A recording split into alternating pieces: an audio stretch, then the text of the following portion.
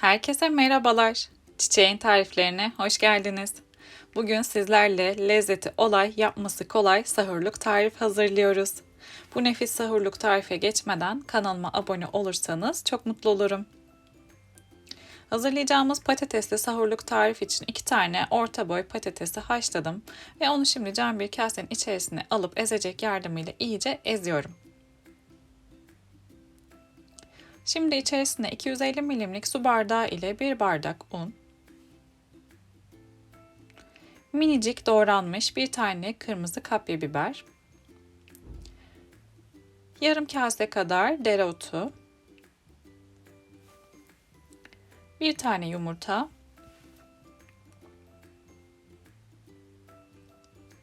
bir yemek kaşığı ayçiçek yağı,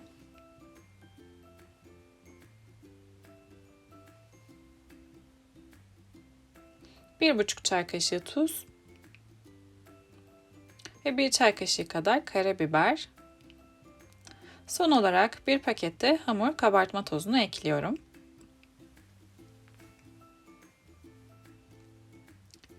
Şimdi malzemelerin hepsini şöyle çatal ile bir karıştırıyorum önce. Hepsi her yere eşit yayılsın istediğim için öncelikle bu şekilde karıştırıyorum. Ardından çatalı hazırladığımız bu patatesli kahvaltı tarifinin içinden çıkarıyorum ve elimle yoğurmaya başlıyorum. Hızlıca toparlanan patatesli bir hamur elde etmiş olacağız güzelce karıştırdıktan sonra.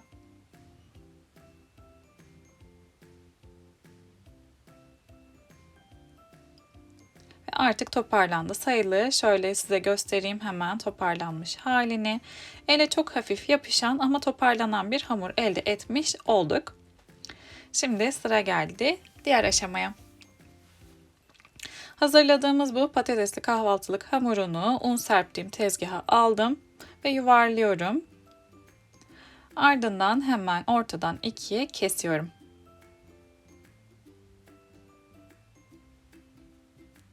Her bir parçayı elime alıp tekrar yuvarlak şekline getirip kenara alıyorum. Bu aşamalarda mutlaka un kullanın tezgahta çünkü hafif yapışkan bir hamur olduğu için tezgaha yapışabilir. İkinci parçayı da güzelce yuvarladım, hazırladım. Şimdi ilk parçayı açmaya başlayacağız. Öncesinde tekrar tezgaha un serpiyorum.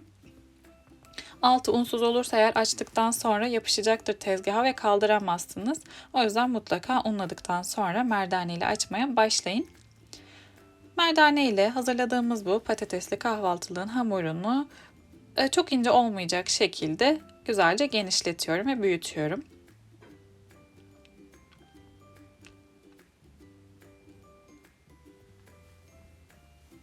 Sonrasında tekrar kalıpla keseceğimiz için açarken çok fazla nizami davranmanıza gerek yok. İnceltmeniz, büyütmeniz yeterli olacaktır. İlk parçayı güzelce açıp hazırladıktan sonra şimdi onu kenara alacağım. Şöyle bir tahtanın üzerine yerleştiriyorum ve onu kenara alıyorum. İkinci parçayı da aynı şekilde altını ve üstüne un serperek merdane yardımıyla açarak hazırlıyorum. Eğer kahvaltılık kolay tarifleri seviyorsanız, sahurluk kolay tarifler arıyorsanız kesinlikle denemenizi tavsiye ettiğim bir sahurluk tarif hazırlıyoruz. Şöyle bir kesecek yardımıyla peynirleri yerleştirmeden önce hamuru belirledim. Yani peynirler ortada kalacak şekilde olsun diye rastgele koymayayım diye düşünerek. Ardından hazırlamış olduğum kaşar peynirlerini hamurun üzerine yerleştiriyorum. Ve açtığım ikinci parça hamuru da şimdi üzerinden yerleştiriyorum. Ve biraz düzeltiyorum. Şimdi sıra geldi yuvarlak bir kesecek yardımıyla bu kahvaltılıkların şeklini vermeye. Ben böyle yuvarlak şekilde hazırladım. Siz dilediğiniz şekilde, dilediğiniz kesme aparatıyla keserek hazırlayabilirsiniz. İsterseniz içine hiç kaşar peyniri koymadan da direkt kesip pişirebilirsiniz. Ama içindeki kaşar peyniri dolgusuyla bu patatesli kahvaltılı yemeğe doyamayacaksınız. Çok daha lezzetli oluyor bu şekilde. Hepsini kesmeyi tamamladıktan sonra şimdi hemen bir tanesini çıkarıyorum. İçinde kaşar peyniri olduğu için kenarlardan akmasını istemiyorum. O yüzden kenarlarını mutlaka böyle elimle yapıştırıyorum iyice. ve artık hazır. Diğer parçaların hepsini de aynı şekilde böyle kenarlarını sıkı sıkı kapatarak hazırlıyorum. Eğer tarifimi buraya kadar izlediyseniz yorumlara çiçek emojisi bırakırsanız çok sevinirim. Ayrıca yayınlayacağım yeni tariflerden anında haberdar olmak için kanalıma abone olup bildirim zilini tüm olarak ayarlayabilirsiniz. Hazırladığımız bu kaşar peyniri dolgulu patatesli kahvaltılıkları biraz un serptiğim tahtanın üzerine alıyorum.